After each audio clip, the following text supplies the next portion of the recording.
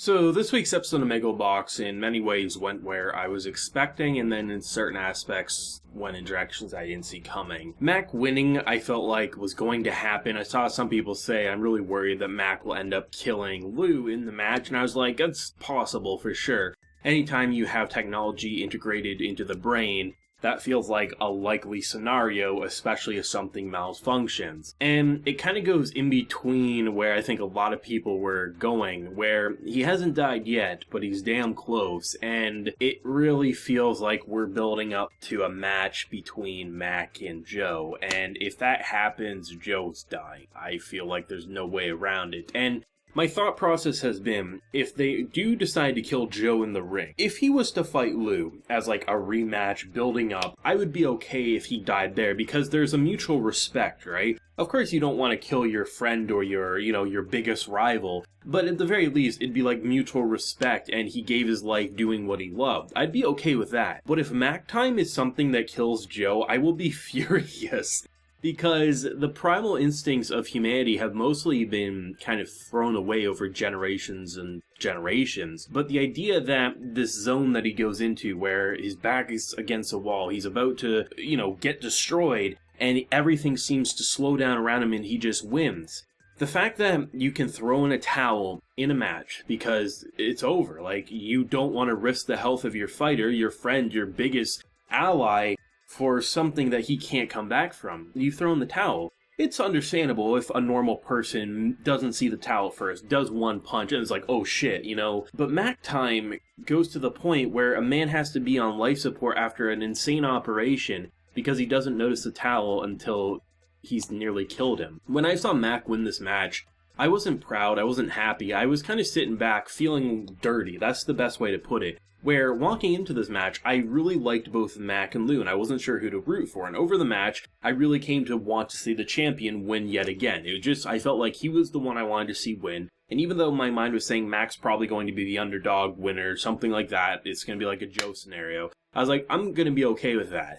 But to see how he won, and I wasn't sure how to feel, because, I know Mac as a person, based on last week.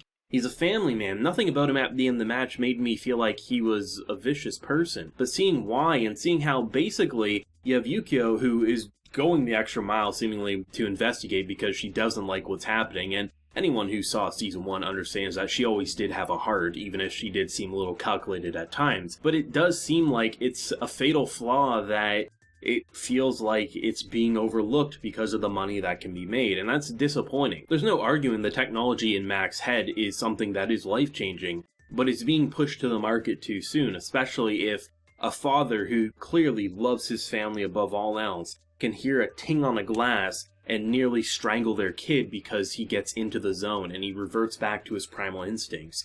It's pretty frightening, it's pretty terrifying, and I'm not sure what reason Joe would have to fight Mac, because it doesn't feel like there's anything currently that would make him, but it feels like there's hatred brewing, and if Mac is willingly going to push going into Mac time, it's going to be bad. That's the best way to put it. Now, they're already setting up the exact same thing that happened in between Season 1 and 2. A storm is coming, I feel like there's going to be flooding, and I'm hoping that if that does happen, Joe will be there for the family this time rather than going for a fight. It would be interesting if there's some sort of match being lined up, like Mac versus Joe, and then Tsunami comes in or something, and instead of fighting, he decides to go to his family instead, which would probably trigger Mac time in a pretty brutal way, but still would be something nice to see. But the match itself, while it did leave me feeling dirty, it was incredible, and without it, one of the best matches, I think, over the past 2 seasons of Megalo Box. I really feel that way. I feel like it was intense, and I like how the first round was a champion seemingly getting his ass handed to him.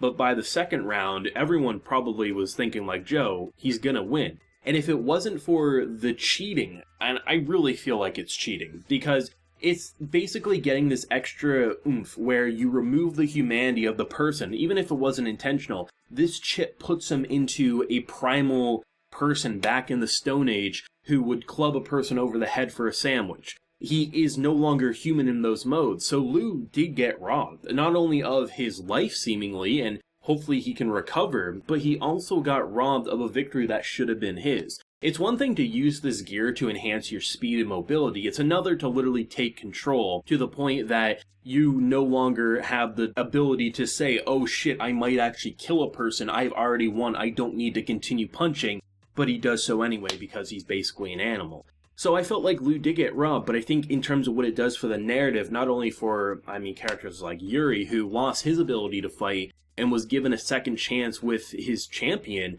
and felt like, he not only feels guilty about what he's put him through, but it feels like, someone was robbed once again of being a champion. Even if he's won 2 times, it felt like this man still had so much more potential, and now he feels guilty like that. A match that was going to happen between Joe and him no longer can probably happen again. It feels like it's painful. And the match itself was amazing. The second round where he started to counter, the spectators and the referees were talking about how it seems like he sacrificed a lot of his protection so he could be fast and on the offensive. When he gets punched, it seems like it's a hindrance, but when he punches, it seems like a blessing. And I like how, because he's a champion, he was able to get a read of the room, understand the fighter's abilities and weaknesses, and the second round he turns the table. And he was smart, he avoided mat time, and it felt like, any normal person who didn't have something messing with their brain would have went out before mat time triggered at the end there, and he would have won. Even though the match definitely felt like it got me heated, because I was like, I don't blame Mac for being,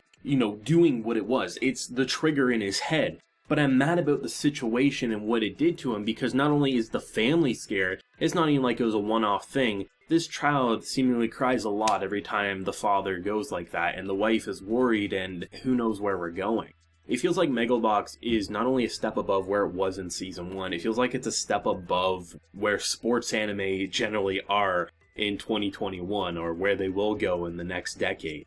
It's emotional, it's engaging, and it constantly flips your opinion on characters. Last week I talked about how both Liu and Mac were characters who initially didn't have that strong of impressions, and then by the end of the episode, I was rooting for them both.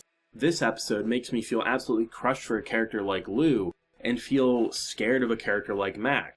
And it constantly plays with your perception of what's going to happen, and it'll be interesting to see where the final stretch is going. It honestly feels like we've watched 30 episodes of Megalo Box in this season. And it's not because it feels rushed or anything like that. It just feels like the way the story's being told, it's like we've known these characters for dozens upon dozens upon dozens of episodes.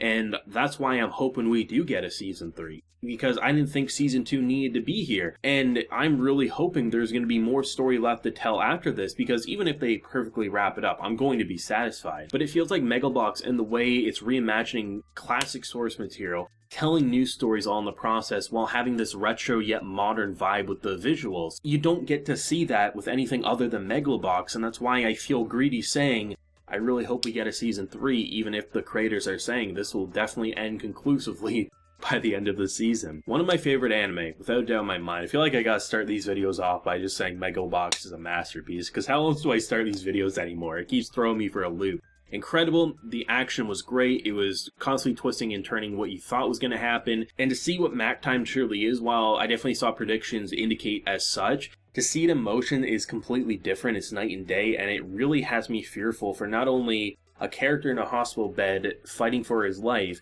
it also has me fearful of an oncoming storm that's literally about to sweep the nation, and what could happen to Joe's health if he gets in the ring against this lunatic. Overall, this was one of the best episodes of Megalo Box, and it feels like we're getting better every single week. Let me know your thoughts and feelings down below, your favorite moment, and where do you think it's going to go, especially with next week's episode, and most likely an oncoming match between these two. If you enjoyed the video, leave a like, share your support, and hit that subscribe button if you happen to be new around here. So until next time, everyone, please take care and have a good one.